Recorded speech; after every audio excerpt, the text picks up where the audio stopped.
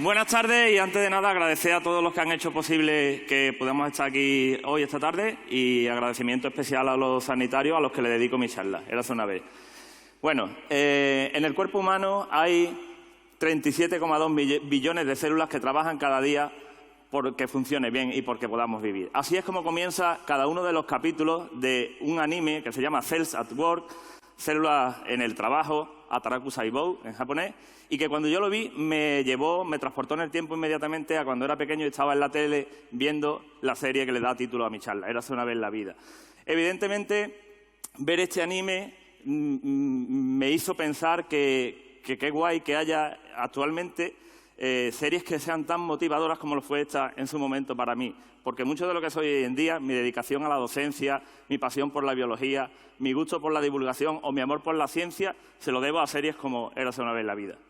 ¿Quién nos recuerda esos protagonistas, esas células que se movían por un cuerpo humano en el que iban interaccionando unas con otras para mostrarnos cómo funcionaba? Bueno, pues lo mismo, la misma base es la que toma este anime, que yo voy a aprovechar para hablar de nuestro sistema inmunitario. Los protagonistas son un leucocito neutrófilo y un eritrocito que están bastante antropomorfizados, evidentemente, pero que cuentan unas historias muy interesantes y muy divertidas.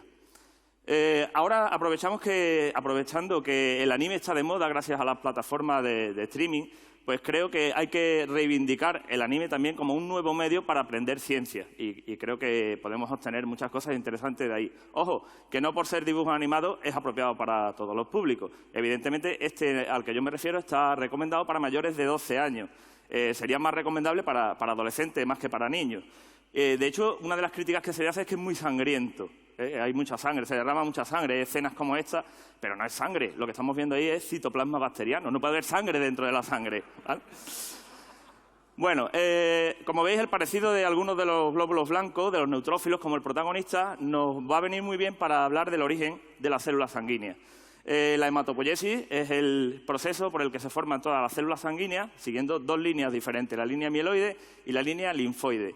Por la línea mieloide vamos a obtener eritrocitos y leucocitos, tanto granulocitos como basófilos, eosinófilos o neutrófilos, y también a granulocitos como los macrófagos. Y después, por la línea linfoide, obtendremos los linfocitos B y todos los tipos de linfocitos T. Los eritrocitos provienen de los eritroblastos y los leucocitos vienen de los mieloblastos.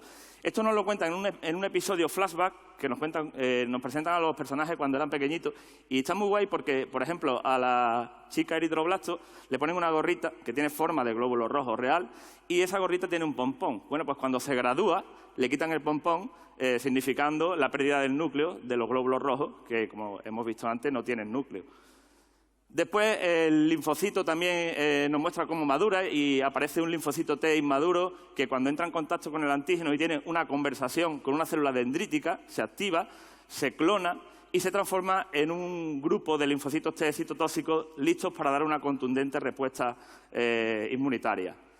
Hay un montón de cuestiones interesantes como los receptores de membrana, el MHC, complejo mayor de histocompatibilidad, del que hay dos tipos. El tipo 1 sirve para que nuestras células se señalen como células propias y no sean atacadas por las otras células de nuestro sistema inmunitario. Las células normales, como las que veis en la imagen, tienen una camiseta en la que ponen en japonés célula normal, que representa el MHC tipo 1. Una genialidad esto, la verdad. La representación de los virus y las células infectadas por virus también está muy bien. Los representan como zombies ávidos de contagiar a otras células y transmitirle esas partículas virales. Los viriones se ven por ahí volando y cuando se posan sobre la cabeza, como unos gorritos, infectan a las células. Hay un montón de detalles interesantísimos en esta serie que, si no te paras a verlo, se te escapan, como por ejemplo los glóbulos rojos, como la protagonista, lleva una chaqueta que es reversible. Es de color rojo clarito, como la sangre arterial, cuando transportan oxígeno, y es de color rojo más oscuro, como la sangre venosa, cuando transportan el dióxido de carbono, lo cual es un detalle bastante interesante.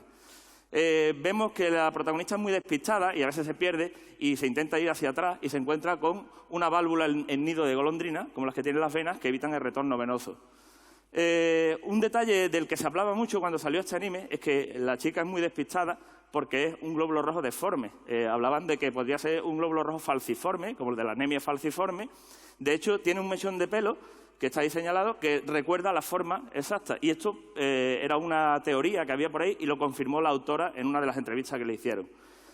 El otro protagonista, el glóbulo blanco, bueno, pues tiene una antenita que sirve de receptor de membrana para detectar cuando hay una amenaza bacteriana, atraviesa las paredes entre entre un callejón estrecho y sale de ahí representando la diapédesis, que es el proceso por el cual los glóbulos blancos salen de los vasos sanguíneos. Aparecen otros tipos de glóbulos blancos, como esta chica que veis ahí, que es un eosinófilo, vestida de rosa, porque se tiñe de eosina, que es un colorante ácido que le da precisamente este color, que sirve para luchar contra parásitos externos, como el gusano del anisakis, que lo tenéis ahí también. Aparecen los otros granulocitos, como los mastocitos, los basófilos, que liberan sustancias, histamina, por ejemplo. El basófilo lleva un chubasquero y un paraguas, representando que está protegido contra esta lluvia de sustancias que provoca. Los los macrófagos están representados como criadas, ¿no? Como mates, que es un personaje japonés muy típico. También un poco en representación de que sirven para limpiar los destrozos que se producen tras una de estas luchas que tienen. Los monocitos es el nombre que reciben mientras que viajan por el torrente sanguíneo. Cuando se quitan ese traje de monocito, pues dan lugar a los macrófagos, que es cuando salen a los tejidos. Los distintos tipos de linfocitos también están muy bien representados. Aparecen los linfocitos T citotóxicos, CD8+, que actúan destruyendo directamente a las células. Los linfocitos T cooperadores o helpers, CD4+, que coordinan la respuesta inmunitaria. Y los linfocitos T reguladores, que evitan que se pasen en esa respuesta inmunitaria. Hay capítulos específicos dedicados a cada uno de ellos que son muy interesantes. La respuesta que dan los linfocitos T es la respuesta celular, que consiste en destruir células infectadas por virus o por parásitos intracelulares, fagocitándolos, pero también son capaces de fagocitar bacterias. Importante también el papel que cumplen los linfocitos T de memoria, en dar esa respuesta, en guardar esa información para dar después otra respuesta más contundente. Y, por supuesto, muy importante la labor de los linfocitos B, que dan la respuesta humoral mediante la producción de anticuerpos. De hecho, el linfocito B tiene un arma en forma de Y, que es la forma real que tienen los anticuerpos, las inmunoglobulinas. La respuesta humoral que dan estos linfocitos B puede ser primaria o secundaria, según la exposición al antígeno. La respuesta secundaria, evidentemente, es más intensa, es más duradera y es más eficaz. Aparece cómo se forman los diferentes linfocitos, cómo maduran, unos en la médula y otros en el timo, de ahí la diferencia en el nombre. Ese personaje que veis ahí es un timocito, una célula del timo entrenando a los futuros linfocitos. El linfocito NK, Natural Killer, que también tiene la capacidad de destruir células infectadas por virus o células cancerosas, aparece en un capítulo en el que se nos presenta también la célula cancerosa y cómo ésta aprovecha el sistema del cuerpo de transporte de oxígeno y nutrientes para recibir un aporte extra de todos estos nutrientes, haciendo que los eritrocitos vayan como locos a llevarle comida a su casa. Incluso un tema tan delicado como este del cáncer lo trata de una manera bastante elegante. Las plaquetas, como no, para mostrarnos cómo se coagula la sangre, cómo se cierran las heridas, con esa bolsita que lleva esa chica que veis ahí de fibrinógeno y cómo utiliza la fibrina y el fibrinógeno para provocar la apostilla, la costra. Muy bien representada también las plaquetas como niñas pequeñitas, ya que no son células, sino son fragmentos celulares de otras células más grandes, como los megacariocitos, que también están representados. Y, bueno, aparecen un montón de patógenos que muchos de ellos, la verdad es que representan muy bien a cómo son en la realidad. ¿Vale? Ahí tenéis algunos ejemplos, Streptococcus y Staphylococcus. El Streptococcus incluso le han puesto el color lila de la tinción de Gram. Es decir, tiene un nivel de fiabilidad científica bastante acertada. Veis ahí algunos patógenos más. Hay un capítulo dedicado a las alergias, con el polen. Hay una segunda temporada en la que aparecen nuevos personajes, como las bacterias del ácido láctico y su importancia, por ejemplo, en la activación de las células dendríticas. Una célula dendrítica produciendo citoquinas para activar a las otras células. Las citoquinas son fotografías comprometedoras de las otras células que las ponen en ridículo y rápidamente quieren terminar trabajo para que no las siga poniendo en ridículo. Esta es otra de las genialidades de la serie.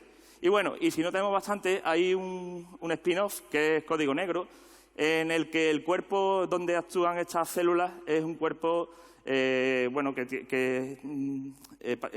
fuma, bebe, tiene disfunción eréctil, obesidad, y entonces las células lo pasan muy, muy mal en ese cuerpo. Es para adultos, esta es más para adultos, ¿vale? Los personajes ahora están cambiados, es un eritrocito y una leucocito, pero también el eritrocito sigue siendo falciforme. Y bueno, vemos cómo es la fagocitosis y la verdad es que está muy guay esta célula. Y nada, aprovechando un anime, pues hemos hablado de las células del sistema inmune, de moléculas, de las diferentes respuestas, y no he hablado del COVID porque no aparece en los capítulos, en el anime, pero sí han hecho una edición especial del manga hablando del coronavirus y de las vacunas. Y bueno, pues ya estamos bastante hartos de escuchar del coronavirus, pues yo no voy a contar nada más de esto. Muchas gracias.